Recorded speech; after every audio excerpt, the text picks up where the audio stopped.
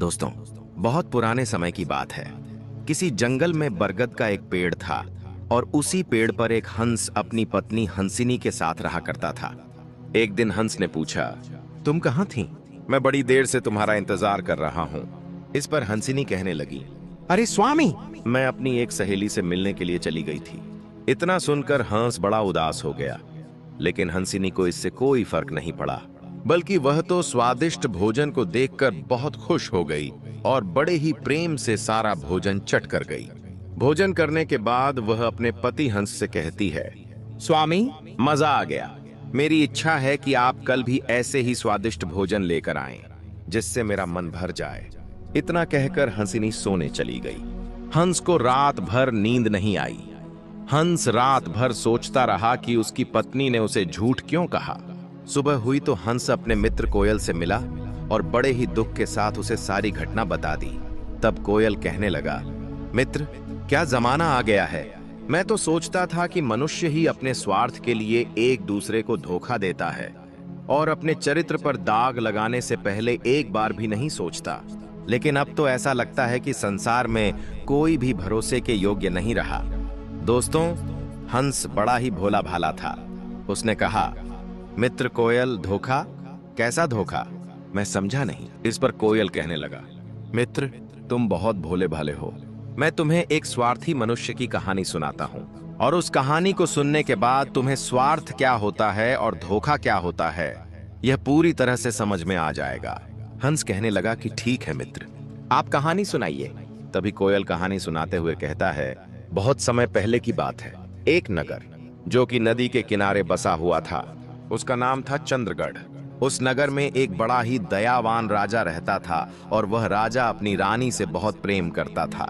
एक दिन राजा के राजमहल में रानी को एक बेटा हुआ। इसी खुशी में राजा ने अपने दरबार में नृत्य का आयोजन किया और इस नृत्य सम्मेलन में भाग लेने के लिए गांव से कुछ लड़कियां आ गईं। शाम का समय था, नृत्य कला का आयोजन चल रहा था। तभी राजा की नजर अचानक एक सुंदर लड़की पर पड़ी, जिसका नृत्य देखकर राजा उस पर मोहित हो गया। फिर राजा ने मंत्री से कहकर अपने विवाह का प्रस्ताव उस लड़की के सामने रखवाया। वह लड़की विवाह के लिए तैयार हो गई और कुछ दिनों बाद राजा ने उस लड़की से विवाह कर लिया।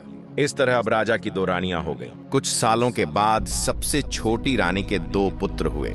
इस तरह बड़ी रानी का एक पुत्र और छोटी रानी के दो पुत्र हो गए।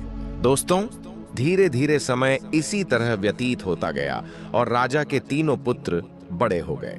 राजा महाराजाओं को जंगल में शिकार खेलने का शौक हुआ करता था, तो राजा के तीन बेटों में से एक बड़ा बेटा एक दिन अपने घोड़े पर सवार होकर जंगल में शिकार खेलने के लिए निकल गया।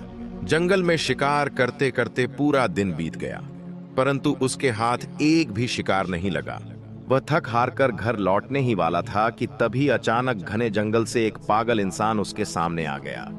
उसने बहुत ही अजीब और फटे पुराने कपड़े पहने हुए थे और उसका व्यवहार भी बड़ा विचित्र लग रहा था। वह भोजन की तलाश में इधर उधर भटक रहा था और उसके कंधे पर एक तोता बैठा हुआ था। उस इंसान और तोते के बीच में बहुत गहरी दोस्ती थी, क्योंकि अब वही तोता उसका एकमात्र सहारा था। फिर राजकुमार अपने थैले में से रोटी निकालकर उस पागल व्यक्ति को दे देता है। पागल व्यक्ति रोटी को देखते ही लपक कर खाने लगता है। इतने में राजकुमार उस पागल व्यक्ति से पूछता है, आखिर तुम कौन हो और इस घने जंगल में अकेले क्यों भटक रहे हो? तुम्हारा परिवार कहाँ है? इतना सुनते ही उस पागल व्यक्ति के हाथ से रोटी गिर जाती है और उसकी आंखों में आंसू आ जाते हैं। वह फूट फूट कर वहीं रोने लगता है।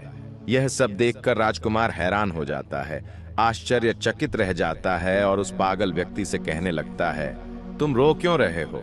तभी उस पागल व्यक्ति के कंधे पर बैठा तोता बोल उठता है, मेरे मालिक अपने बेटे के कारण इस स्थिति में जंगल में भटक रहे हैं। फिर राजकुमार पूछता है, आखिर इनके साथ ऐसा क्या हुआ था? तभी वह तोता कहने लगा, पास वाले नगर में एक बड़ी ही सुंदर राजकुमारी रहती है, जिसका पिता एक राजा है और वह अपनी राजकुमारी का विवाह करवाना चाहता है। राजकुमारी भी विवाह के लिए तैयार है, लेकिन उसकी एक शर्त है कि वह उसी इंसान से विवाह करेगी जो उसके एक प्रश्न का सही उत्तर देगा, और यदि वह व्यक्ति उस प्रश्न का उत्तर नहीं दे पाया तो उसका सिर कटवा दिया जाएगा। मेरे मालिक का एक पुत्र था, जो उस राजकुमारी से विवाह करने की आशा में उसके दरबार में पहुंचा। लेकिन वह राजकुमारी के प्रश्न का उत्तर नहीं दे सका और उसकी मृत्यु हो गई। मेरे मालिक इस सदमे को बर्दाश्त नहीं कर पाए, क्योंकि वह उनका इकलौता पुत्र था। इसी कारण उन्होंने अपना मानसिक संतुलन खो दिया और इस तरह से वे जंगल में भटकने लगे। इतनी बात होते ही वह व्यक्ति वहां से चला जाता है और यह सारी बात सुनकर राजकुमार के दिल और दिमाग में उस राजकुमारी वाली बात गहराई से बैठ जाती है। महल की ओर लौटते समय भी पूरे रास्ते वह उसी राजकुमारी के ख्यालों में खोया हुआ था। राजकुमार के दिमाग में बस यही चल रहा था। जब वह घर लौटकर आया तो रात्रि में लेटकर आराम तो कर लिया, लेकिन सुबह भी वह उसी राजकुमारी के ख्यालों में डूबा हुआ था। अब राजकुमार से रहा नहीं गया और वह अति शीघ्र अपना घोड़ा निकालकर उस राजकुमारी के महल की ओर चल पड़ा। दोस्तों, राजकुमार को बाहर जाते हुए देखकर उसके माता पिता ने जब उससे पूछा, बेटा तुम कहां जा रहे हो? तब राजकुमार ने कहा, हमारे पड़ोसी नगर में एक राजकुमारी रहती है जो विवाह करना चाहती है, परंतु उस राजकुमारी की एक शर्त है कि वह उसी से विवाह करेगी जो उसके प्रश्न का सही उत्तर देगा, और जो उसके प्रश्न का उत्तर नहीं दे पाएगा उसका वह सिर कटवा देती है। अब तक उस राजकुमारी के चक्कर में कई लोग मारे जा चुके थे। यह सुनकर राजकुमार के माता पिता बहुत चिंतित हो गए और उन्होंने उसे रोकने की भरसक कोशिश की, परंतु राजकुमार के दिमाग में तो केवल वही राजकुमारी और उसका प्रश्न बसा हुआ था। इसलिए वह अपने माता पिता की बात नहीं मानता और उसी राजकुमारी की तलाश में वहां से निकल पड़ता है। जब वह महल की ओर बढ़ता है और राजकुमारी के महल में पहुंचता है तो वहां उसने राजकुमारी को देखा। वह राजकुमारी परम सुंदरी थी और राजकुमार उसकी रूप राशि को देखकर मंत्रमुग्ध हो गया। वह बस उसे देखता ही रह गया। फिर उसने राजकुमारी के पास जाकर अपने आने का कारण बताया और विवाह का प्रस्ताव रख दिया। तब राजकुमारी कहने लगी, मैं विवाह करने के लिए तैयार हूं, लेकिन आपको पहले मेरे एक प्रश्न का उत्तर देना होगा, तभी मैं आपसे विवाह कर पाऊंगी, और अगर आप मेरे प्रश्न का उत्तर नहीं दे पाए तो आपका सिर कटवा दिया जाएगा। राजकुमार ने इस शर्त को बड़ी सहजता से स्वीकार कर लिया, क्योंकि अब उसके मन में केवल वही राजकुमारी बस चुकी थी। उसने कहा, राजकुमारी आप पूछिए, आपका क्या प्रश्न है? मैं उत्तर देने के लिए पूरी तरह तैयार हूं। फिर राजकुमारी ने वही प्रश्न पूछा जो वह अब तक कई लोगों से पूछती आ रही थी। जब राजकुमार ने प्रश्न सुना तो वह हैरान रह गया। उसे उस प्रश्न का कोई उत्तर नहीं सूझा, और जब वह उसका उत्तर नहीं दे पाया तो उसका सिर कटवा दिया गया। दोस्तों, आखिर ऐसा कौन सा प्रश्न था जो राजकुमारी हर व्यक्ति से पूछती थी, लेकिन कोई भी उसका उत्तर नहीं दे पाता था, जिसका जवाब आज तक कोई नहीं दे सका था? उधर राजमहल में सभी लोग राजकुमार की वापसी का इंतजार कर रहे थे, लेकिन जब वह घर लौटकर नहीं आया तो मंझले राजकुमार ने विचार किया कि वह उस राजकुमारी के पास जाकर अपने बड़े भाई का पता लगाएगा। वह अपने घर वालों से अनुमति लेकर उस राजकुमारी के महल की ओर चल पड़ा, लेकिन जैसे ही राजकुमारी उसके सामने आई तो वह राजकुमार भी उसके सुंदर रूप को देखकर मोहित हो गया और मन ही मन सोचने लगा, यह कितनी सुंदर स्त्री है, काश मैं इससे विवाह कर पाता। लेकिन फिर भी राजकुमार ने राजकुमारी से पूछा, मेरे बड़े भाई कहाँ हैं? इस पर राजकुमारी ने कहा, मुझे इसके बारे में कुछ भी पता नहीं है। यह सब बातें सुनकर वह राजकुमार सोच में पड़ गया, और तभी राजकुमारी राजकुमार से कहती है, क्या सोच रहे हो? राजकुमारी की बात सुनकर वह राजकुमार कहता है, आप कितनी सुंदर हैं, मैं आपसे विवाह करना चाहता हूं। इस पर राजकुमारी कहती है, मैं आपसे विवाह तो कर लूंगी, लेकिन पहले मेरी एक शर्त है, आपको मेरे प्रश्न का उत्तर देना होगा। यदि आपने मेरे प्रश्न का सही उत्तर दे दिया तो मैं आपसे विवाह कर लूंगी, लेकिन यदि आप उत्तर नहीं दे पाए तो आपका सिर कटवा दिया जाएगा। राजकुमार कहता है, ठीक है, मुझे आपकी शर्त मंजूर है, आप अपना प्रश्न पूछिए। लेकिन मंझला राजकुमार भी उस प्रश्न का उत्तर नहीं दे पाया और उसका भी सिर कटवा दिया गया। दोस्तों, इस तरह से उस राजकुमारी से विवाह करने के चक्कर में राजा के 3 बेटों में से 2 बेटों के सिर कटवा दिए गए। अब बचा केवल सबसे छोटा बेटा। वह भी अपने घोड़े को लेकर राजकुमारी के महल की ओर निकल पड़ता है। उसके माता पिता उसे बहुत रोकते हैं, लेकिन छोटा जो राजकुमार था वह अपने माता पिता से कहता है, हम उस हत्यारिन राजकुमारी से अपने भाइयों का बदला लेने जा रहे हैं, और जब तक मैं उससे बदला नहीं ले लूंगा तब तक वापस नहीं आऊंगा। या तो मैं उस हत्यारिन से प्रतिशोध लेकर लौटूंगा, अन्यथा आप यह समझ लेना कि आपका कोई बेटा ही नहीं था। राजकुमार के माता पिता ने उसे रोकने की बहुत कोशिश की, लेकिन वह प्रतिशोध की आग में जलता हुआ राजकुमारी से बदला लेने के उद्देश्य से सीधे उसके महल की ओर निकल पड़ता है। दोस्तों, रास्ते में जाते जाते उस लड़के ने विचार किया कि जैसे मेरे दोनों भाई मारे गए हैं, अगर मैं भी वैसे ही मारा गया तो मैं अपने प्रतिशोध का बदला कैसे ले पाऊंगा, लेकिन मैं जाऊंगा तो जरूर। कुछ सोचने समझने के बाद उसने क्या किया कि राजकुमारी के महल से थोड़ी दूरी पर एक बगीचा पड़ता था। उसने अपने घोड़े को वहीं छोड़ दिया और स्वयं उस बगीचे के अंदर चला गया। राजकुमारी वसुंधरा अक्सर उस शांत वातावरण में विश्राम करने के लिए वहीं आती थीं। उसी बगीचे में एक सरोवर था और उस सरोवर के किनारे वह राजकुमार आम व्यक्ति की तरह सामान्य वेशभूषा में जाकर खड़ा हो गया। जब वह सरोवर के पास खड़ा था, तभी राजकुमारी वसुंधरा अपनी कुछ सहेलियों के साथ उसी बगीचे में आ पहुंची। कुछ समय बाद राजकुमारी ने अपनी एक सहेली से कहा, हमें पानी लाकर दो, बहुत तेज प्यास लगी है। राजकुमारी की यह बात सुनकर उसकी एक सहेली हाथ में बर्तन लेकर उसी सरोवर के पास जल लेने के लिए जाती है, जहां वह राजकुमार पहले से ही खड़ा था।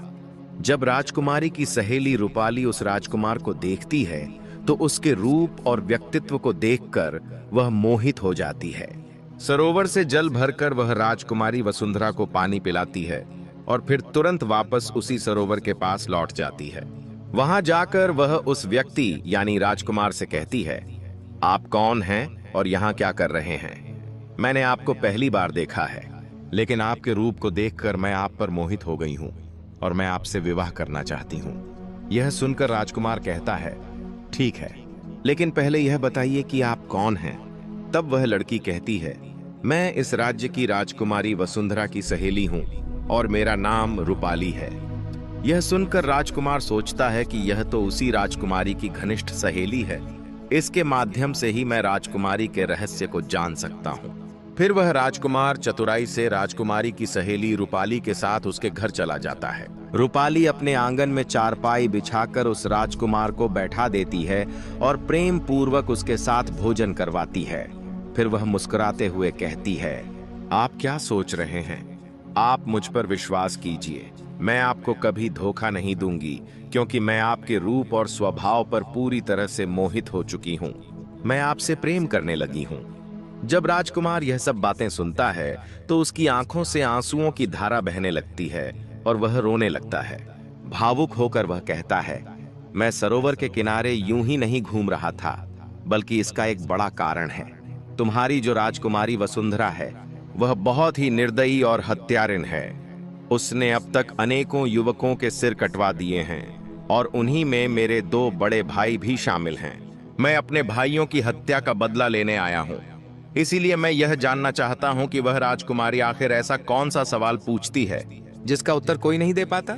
तभी रूपाली कहती है, वह तो हम आपको बता देंगे, लेकिन इससे पहले आप हमसे वादा कीजिए कि आप हमसे विवाह करेंगे। राजकुमार उसकी बात मान लेता है। इस तरह से रूपाली ने एक ओर तो राजकुमार से विवाह का वादा ले लिया, लेकिन दूसरी ओर उसके मन में यह भय भी था कि यदि वह राजकुमार को राजकुमारी के पास जाने देगी, तो कौन जाने वह जीवित लौटकर आएंगे भी या नहीं। फिर राजकुमार ने रूपाली से कहा, मैं तुमसे विवाह अवश्य करूंगा, लेकिन पहले मुझे अपने भाइयों की हत्या का बदला लेना है। जब राजकुमार ने इतना कहा, तो रूपाली को उस पर पूर्ण विश्वास हो गया।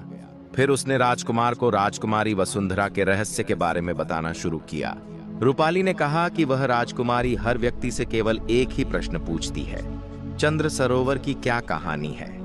तब राजकुमार ने रूपाली से कहा, अगर तुम्हें प्रश्न पता है तो इसका उत्तर भी जरूर पता होगा, कृपया मुझे इसका उत्तर बता दो। लेकिन रूपाली तुरंत हाथ जोड़कर कहती है, यदि मुझे उत्तर के बारे में कुछ भी पता होता तो मैं आपको अवश्य बता देती। फिर वह कहती है, राजकुमारी के राज्य में एक साधु रहता है, केवल उसी को चंद्र सरोवर की कहानी का पता है। उसी साधु ने ही राजकुमारी को यह सलाह दी है कि यदि कोई भी व्यक्ति विवाह के लिए प्रस्ताव रखे तो उससे चंद्र सरोवर की कहानी पूछना। रूपाली यह भी बताती है कि दरअसल राजकुमारी को खुद भी उस कहानी के बारे में कुछ नहीं पता, लेकिन फिर भी वह हर व्यक्ति से वही प्रश्न करती है, क्योंकि वह साधु से प्रेम करती है और उसी की बात मानती है। यह सब सुनकर राजकुमार ने कहा, चलो ठीक है, तुमने हमारा काम थोड़ा आसान कर दिया है। अब हम जाकर पहले चंद्र सरोवर की कहानी के बारे में पता करते हैं कि इस कहानी का क्या मतलब है। आप यहीं पर मेरा इंतजार करिए और हम लौटकर वापस जरूर आएंगे। तभी रूपाली कहती है, राजकुमार, चंद्र सरोवर की कहानी कहाँ मिलेगी? मैं आपको यह भी बता सकती हूँ, लेकिन वहां से जिंदा लौटना मुमकिन नहीं है। वहां आप जिंदा नहीं बच पाओगे, और यदि पहुंच भी गए तो वापस नहीं लौट पाओगे। राजकुमार कहने लगा, क्यों नहीं लौट पाएंगे? तभी रूपाली कहने लगी, रास्ते में बहुत खतरा है, इसलिए आप वहां मत जाइए। इस जिद को छोड़ दीजिए, आप अपने भाइयों का बदला नहीं ले पाओगे। आप हमारे साथ विवाह कर लीजिए और बदला लेने के बारे में भूल जाइए।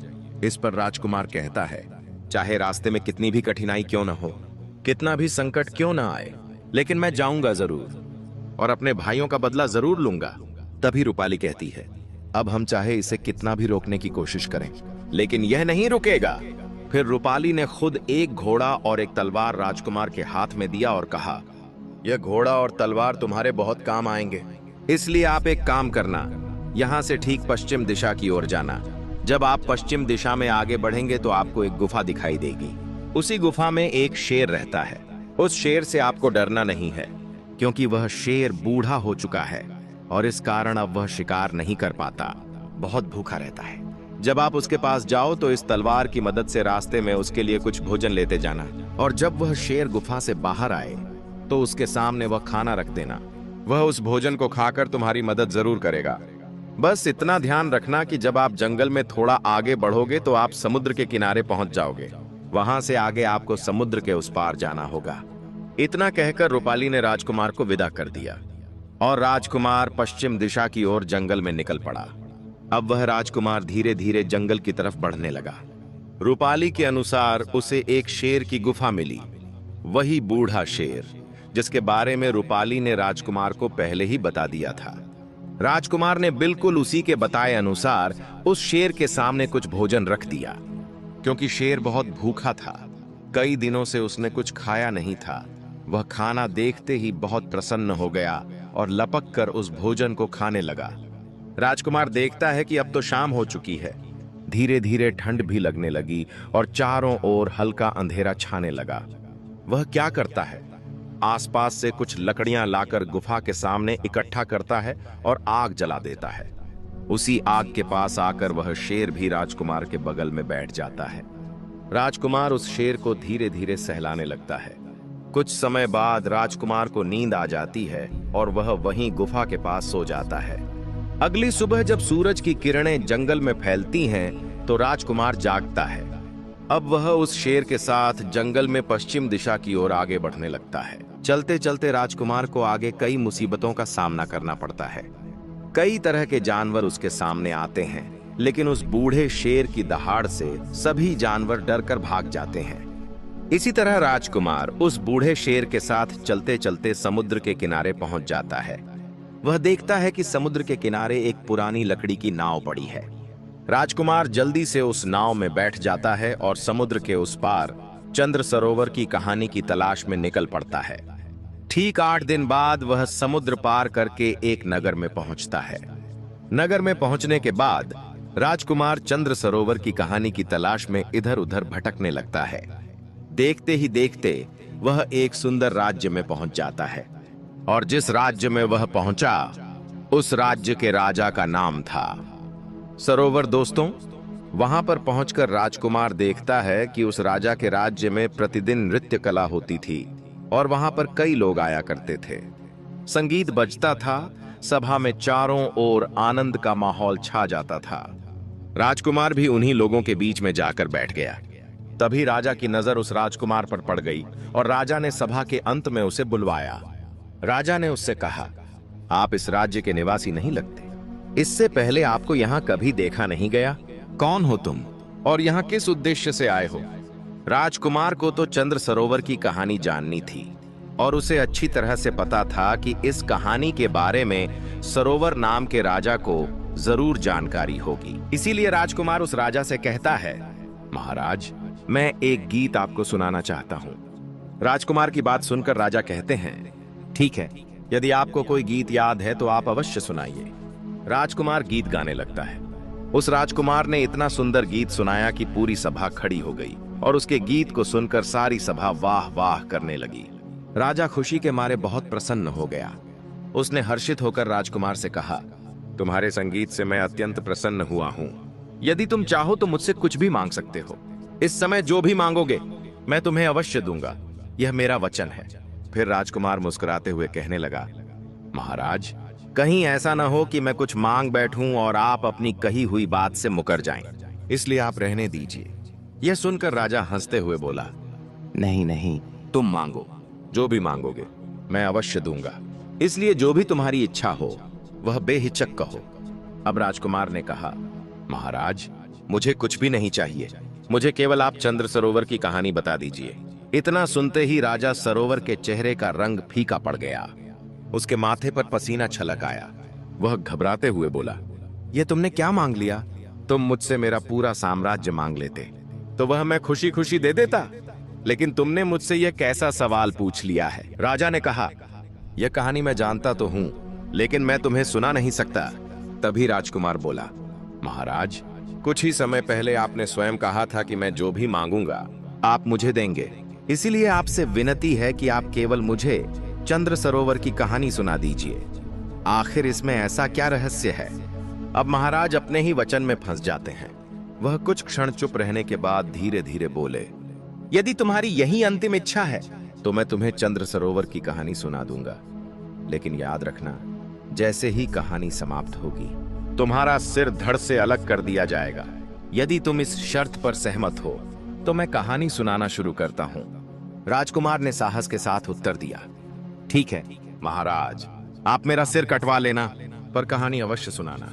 महाराज बोले, ठीक है, हम तुम्हें कहानी अवश्य सुनाएंगे। फिर उन्होंने अपने मंत्री और सैनिकों को इशारा किया। मंत्री और सैनिक धीरे धीरे राज की ओर ले जाने लगे और राजकुमार वहीं पर बैठा हुआ यह सब कुछ देख रहा था। जब मंत्री और नौकर कारावास से लौटकर आते हैं तो उनके साथ एक बहुत ही सुंदर युवती होती है, लेकिन उसके शरीर पर फटे पुराने कपड़े होते हैं, हाथों में हथकड़ियां और पैरों में बेड़ियां पड़ी होती हैं। वह ठीक से चल भी नहीं पा रही थी। राजा के नौकर उसे मारते हुए, उस पर कोड़े बरसाते हुए उसे घसीट कर राजा के सामने लाकर खड़ा कर देते हैं। राजकुमार यह दृश्य देखकर चौंक जाता है और आश्चर्य से पूछता है, महाराज, यह सब क्या हो रहा है? मेरी तो कुछ समझ में नहीं आ रहा है। तभी महाराज गहरी सांस लेते हुए कहते हैं, तुम जानना चाहते थे कि चंद्र सरोवर की कहानी क्या है, तो सुनो। सरोवर मेरा नाम है और चंद्र इस लड़की का नाम है जो इस समय तुम्हारे सामने हथकड़ियों और बेड़ियों में जकड़ी खड़ी है। राजकुमार एकदम सन्न रह गया। वह फिर धीमे स्वर में बोला, महाराज, इसका मतलब चंद्र और सरोवर की कहानी आपकी अपनी कहानी है? राजा ने सिर झुकाकर उत्तर दिया, हाँ, यह मेरी ही कहानी है। जब मैं नवयुवक था, जवान था, तब एक बार मैं जंगल में शिकार खेलने गया था। उसी जंगल में एक तालाब के किनारे यह लड़की चंद्र अपनी सहेलियों के साथ बैठी हुई थी। जब मैं घूमते घूमते तालाब के पास पहुंचा तो मेरी नजर अचानक इस लड़की पर पड़ी। उसे देखते ही मैं उस पर मोहित हो गया। जब इसने मुझे देखा तो शायद यह भी मुझ पर मोहित हो गई। मैं तो इसके रूप का दीवाना हो गया। क्या बताऊं, उसे देखकर मेरी जुबान जैसे बंद हो गई। मैं कुछ कह ही नहीं पाया। पर तभी इस लड़की ने ही मुझे पास बुला लिया और पूछा, आप कौन हैं? कहां से आए हैं और यूं क्या देख रहे हैं? मैंने थोड़ी उलझन में धीमे स्वर में उत्तर दिया, मेरा नाम सरोवर है और अगर आप जानना चाहती हैं कि मैं क्या देख रहा हूं तो सुनिए। आप इतनी खूबसूरत हैं कि जी चाहता है बस आपको ही देखता रहूं। इससे पहले कि मैं और कुछ पूछता या कहता, इस लड़की ने मुझसे ही सवाल कर लिया, क्या आप मुझसे विवाह करेंगे? जो बात मेरे दिल में थी वही इसने कह दी। उसकी बात सुनकर मैं बहुत प्रसन्न हो गया। फिर वह मुझे अपने साथ अपने घर ले गई और अपने माता पिता से कहने लगी, अगर मैं विवाह करूंगी तो केवल इसी युवक से करूंगी, अन्यथा मैं जीवन भर कुंवारी ही रहूंगी या प्राण त्याग दूंगी। उसकी माँ और पिता ने उसे बहुत समझाया। उन्होंने कहा, बेटी, इस युवक के घर परिवार का कोई पता नहीं है, ये कहाँ के रहने वाले हैं हमें नहीं मालूम। हम कैसे तुम्हारा विवाह एक अजनबी से कर सकते हैं? पर वह लड़की, उसने तो जैसे कोई ठान ही लिया था। वह बार बार अपने माता पिता से विनती करने लगी। धीरे धीरे उसने खाना पीना भी छोड़ दिया। उसकी जिद और तप के आगे अंततः उसके माता पिता मजबूर हो गए। उन्होंने हार मानकर कहा, अगर यही तुम्हारी अंतिम इच्छा है तो हम विवाह के लिए तैयार हैं। कुछ समय बाद उसका विवाह मुझसे हो गया। जब उसकी विदाई हुई और वह मेरे साथ घर लौट रही थी तो वह बड़ी प्रसन्न थी। रास्ते भर वह मुझसे कहती रही, मुझे मेरे मनचाहे पति मिले हैं। मैं खुद दुखी रह सकती हूं लेकिन आपको कभी दुखी नहीं होने दूंगी। मैं चाहे संकट में पड़ जाऊं लेकिन आप पर कोई आंच नहीं आने दूंगी। और मैं अपने पति धर्म का पालन करते हुए उससे हमेशा लगाव बनाए रखा। हम जब अपने महल पहुंचे तो वह मेरे प्रति बहुत प्रेम दिखाने लगी। धीरे धीरे हम भी उसके प्रेम में इतने डूब चुके थे कि सब कुछ भूलने लगे। हम राज दरबार का कामकाज भी समय से पहले निपटाकर सीधे घर लौट आते थे। कुछ दिनों तक यह सब ऐसे ही चलता रहा। फिर एक दिन जब मैं रोज की तरह घर लौटा और उसके पास गया तो पता नहीं क्यों मुझे अचानक बहुत तेज नींद आ गई। ऐसा रोज होने लगा। मैं घर लौटता और अचानक नींद घेर लेती। लेकिन एक दिन जब मेरी नींद जल्दी खुल गई तो मैंने देखा कि मेरी पत्नी महल से बाहर जा रही है। उसके पीछे पीछे मैं भी चुपचाप निकल पड़ा। तभी मैंने देखा वह स्त्री जंगल की ओर जा रही थी और वहां एक साधु के साथ बैठकर हंस हंस कर बातें कर रही थी। यह दृश्य देखकर मैं ठिठक गया। मन में विचार आया, क्या यह रोज का ही सिलसिला है या आज पहली बार ऐसा हुआ है? मैं बिना कुछ बोले चुपचाप वहां से वापस महल लौट आया। इतना कहते ही राजकुमार बेचैन हो उठा और बोला, आगे क्या हुआ महाराज? तभी महाराज ने राजकुमार से कहा, उस दिन मेरा पूरा दिन उसी के बारे में सोचते सोचते निकल गया। दूसरे दिन भी मैं उन्हीं ख्यालों में डूबा रहा और कब शाम हो गई पता ही नहीं चला। शाम के समय उसने मुझे भोजन बनाकर दिया, लेकिन उस दिन मैंने जानबूझकर वह भोजन नहीं खाया। मैंने निश्चय कर लिया था कि आज चाहे कुछ भी हो जाए मैं सोऊंगा नहीं। रात को मैं उससे बातें करता रहा। जब देर रात हो गई तब उस स्त्री ने मुझसे कहा, प्रियवर अब बहुत देर हो चुकी है, कृपया सो जाइए। तब मैंने सोने का नाटक किया, आंखें बंद कर लीं, लेकिन भीतर से पूरी तरह जाग रहा था। जैसे ही उसे यकीन हुआ कि मैं सो गया हूं, वह चुपचाप महल से बाहर निकल गई। मैं भी उसके पीछे पीछे गया और जो देखा उसने मेरी आत्मा हिला दी। वह स्त्री उसी साधु के पास पहुंची थी। साधु उसके सामने खड़ा था और हाथ में डंडा लिए हुए गुस्से में बोल रहा था, आज आने में इतनी देर क्यों कर दी? कहां थी अब तक? वह स्त्री डरते हुए हाथ जोड़कर बोली, स्वामी क्षमा कीजिए, मेरे पति आज देर से सोए इसलिए आने में देरी हो गई। फिर उसने जो कहा वह सुनकर मेरी रूह कांप गई। वह बोली, लेकिन अगली बार ऐसा नहीं होगा। मैं उनके भोजन में जहर मिला दूंगी, उन्हें सदा के लिए सुला दूंगी और फिर आपके पास ही आ जाऊंगी। इतना सुनते ही मेरे शरीर में जैसे आग लग गई। मुझे बहुत तेज पसीना आने लगा और मैं कांपने लगा। लेकिन तभी उस साधु की नजर मुझ पर पड़ गई और तभी उस साधु ने उस स्त्री से कहा, उस पेड़ के पीछे कोई मुझे देख रहा है। फिर यह चंद्र नाम की स्त्री जो तुम्हारे सामने खड़ी है मेरी ओर देखती है और जोर से चिल्लाती है, यह तो मेरे पति हैं, आप इन्हें मार डालिए। बस फिर क्या था, मैं अकेला था और ये दोनों साधु और यह स्त्री मुझ पर टूट पड़े। उन्होंने मुझ पर आक्रमण कर दिया। हमारे बीच जोरदार लड़ाई छिड़ गई। मैं लड़ते लड़ते नीचे गिर पड़ा। उस साधु ने मुझे कसकर दबोच लिया और तभी यह स्त्री तलवार लेकर मेरे सीने पर चढ़कर बैठ गई। मैं पूरी तरह बेबस था, मौत बिल्कुल सामने खड़ी थी। तभी अचानक वह साधु न जाने क्यों मुझे छोड़कर वहां से भाग खड़ा हुआ। मुझे कुछ समझ में नहीं आया और ठीक उसी पल जब यह स्त्री मुझे तलवार से मारने वाली थी, मैंने एक झटके में उसे नीचे गिरा दिया और उसी तलवार से उसे बंदी बना लिया। उसे पकड़कर मैं अपने साथ यहां ले आया। इतना कहते कहते राजा थोड़ी देर के लिए शांत हो गए।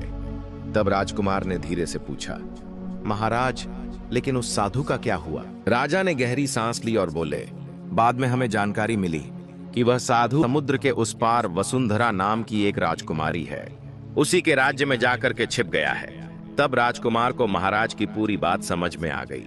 अब मैंने अपने वादे के अनुसार आपसे पूरी कहानी सुन ली है। अब आप भी अपने वचन के अनुसार सिर कटवाने के लिए तैयार हो जाइए।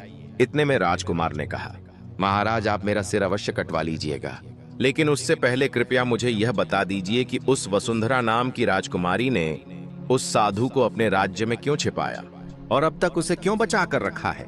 राजा सरोवर इस प्रश्न का उत्तर नहीं दे सके। तब राजकुमार ने कहा, महाराज, इसका उत्तर मैं आपको देता हूँ।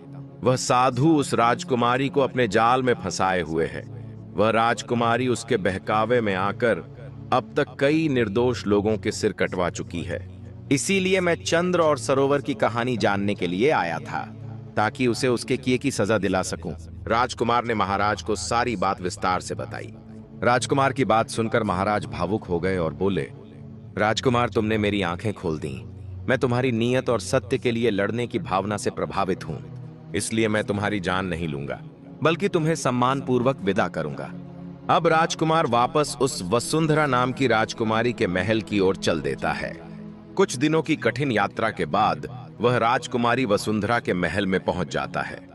महल में पहुंचकर वह राजकुमारी से कहता है, मुझे आपसे विवाह करना है।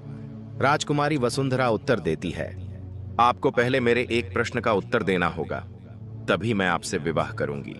यदि आप मेरे प्रश्न का उत्तर नहीं दे पाए तो मैं आपका सिर कटवा दूंगी। राजकुमार को तो पहले से ही पता था कि राजकुमारी वसुंधरा कौन सा प्रश्न पूछने वाली है, इसलिए वह निडर होकर सारी शर्तें स्वीकार कर लेता है और कहता है, हाँ पूछो, तुम्हारा कौन सा प्रश्न है? मैं उत्तर देने के लिए पूरी तरह तैयार हूं, लेकिन तुम शायद मेरा उत्तर सुनकर अपने क्रोध पर काबू नहीं रख पाओगी। अब राजकुमारी वसुंधरा सोच में पड़ जाती है। आखिर ऐसा कौन सा उत्तर होगा जो मुझे क्रोधित कर देगा? लेकिन वह उस बात पर ध्यान नहीं देती और कहती है, आप उत्तर बताइए। क्योंकि राजकुमारी उस साधु के प्रेम में अंधी होती है, उसे राजकुमार की गंभीर चेतावनी का असर नहीं होता। तब राजकुमार धीरे से कहता है, ठीक है, सुनो, अब मैं तुम्हें चंद्र और सरोवर की पूरी कहानी सुनाता हूं। और जैसे ही कहानी पूरी होती है तो राजकुमारी कहने लगती है, ऐसा क्या था इस कहानी में जिससे मुझे क्रोध आना चाहिए था? राजकुमार बोला, जिस साधु के प्रेम में तुम अंधी हो चुकी हो, वही साधु जिसने महाराज सरोवर के साथ विश्वासघात किया था, वह वहां से भागकर समुद्र के इस पार तुम्हारे राज्य में आकर छिप गया है। यह सुनकर राजकुमारी वसुंधरा को विश्वास नहीं होता। वह तुरंत राजमहल से निकल जाती है और अपने राज्य में उस साधु के स्थान पर पहुंचती है। राजकुमार भी उसके पीछे पीछे वहां आता है। जब वे वहां पहुंचते हैं तो राजकुमारी वसुंधरा सीधे उस साधु से पूछती है, तुम कौन हो? साधु घबरा जाता है और कुछ भी उत्तर नहीं दे पाता। अब राजकुमारी वसुंधरा को पूरा विश्वास हो जाता है कि यह वही साधु है जिसने महाराज सरोवर को धोखा दिया था। अब राजकुमारी वसुंधरा क्रोध से कांपती हुई उस साधु से कहती है, तुम्हारे चक्कर में कई लोगों का सिर कटवाया गया। राजकुमारी वसुंधरा ने कठोर स्वर में कहा, तुमने खुद उन सभी लोगों को जंगल में ले जाकर उनका सिर काटा है। अब तुम्हें भी उसी अपराध की सजा मिलेगी। तुम्हारा भी सिर इस राज्य की प्रजा के सामने कटवाया जाएगा। इतने में वह साधु कांपते हुए कहने लगा, राजकुमारी जी, कृपा कीजिए, मुझे क्षमा कर दीजिए। मैंने किसी की जान नहीं ली है। वे सभी लोग आज भी जीवित हैं। तभी साथ खड़ा राजकुमार आगे आया और गंभीर स्वर में बोला, यदि वे लोग जीवित हैं तो हमें बताओ वे कहां हैं, जल्दी बताओ। साधु डर के मारे कांपने लगा और बोला, मैं आपको उनके पास ले चलता हूं। फिर वह साधु राजकुमारी वसुंधरा और राजकुमार को एक निर्जन स्थान पर ले गया, जहां उसने सभी लोगों को कैद करके रखा था। वह वास्तव में एक कपटी तस्कर था और उन लोगों को बेचने की योजना बना रहा था। राजकुमार ने तुरंत उन सभी कैदियों को मुक्त कराया। उसी स्थान पर उसके दोनों बड़े भाई भी जीवित अवस्था में मिल गए। राजकुमार ने उन्हें गले लगाकर भावुक स्वर में कहा, भैया, आप दोनों को फिर से देखकर मेरा जीवन सफल हो गया। उसके बाद राजकुमार ने राजकुमारी वसुंधरा की एक सहेली की ओर मुड़कर कहा, आपका बहुत बहुत धन्यवाद, और आप ही के कारण मैं अपने भाइयों से मिल पाया हूं। मुझे तो लग रहा था कि मेरे दोनों बड़े भाई कब के मर चुके होंगे। राजकुमार भावुक स्वर में बोले।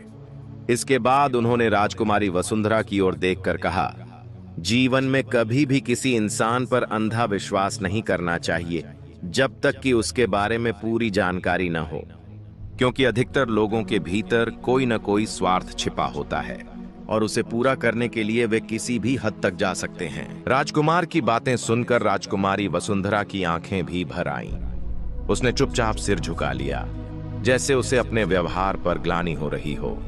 इतना कहकर राजकुमार ने अपने दोनों भाइयों और वसुंधरा की उस सहेली को साथ लिया और वहां से अपने राज्य की ओर लौट गए। दोस्तों, इस तरह से कहानी के अंत तक पहुंचते हुए कोयल हंस से कहता है, मित्र, जब कोई मनुष्य या प्राणी अपने स्वार्थ को छुपाकर दूसरों से मेलजोल बढ़ाता है तो वह अपने ही लोगों को धोखा देकर अपना मतलब निकालता है और उसके साथ रहने वालों को इसकी भनक तक नहीं लगती। दोस्तों, इस कहानी चंद्र और सरोवर से हमें एक बहुत महत्वपूर्ण शिक्षा मिलती है। हमें कभी भी किसी पर आंख मूंद कर भरोसा नहीं करना चाहिए। बिना उस व्यक्ति को समझे उसकी बातों में आकर अपनों के साथ विश्वासघात नहीं करना चाहिए, ना ही किसी की भावनाओं से खेलना चाहिए। तो दोस्तों, आपको यह कहानी कैसी लगी? एक प्यारा सा कमेंट करके जरूर बताइए। अगर यह वीडियो आपको अच्छा लगा हो तो लाइक जरूर कीजिए, अपने दोस्तों के साथ शेयर कीजिए और चैनल को सब्सक्राइब करने की कृपा जरूर करें। जय माता दी।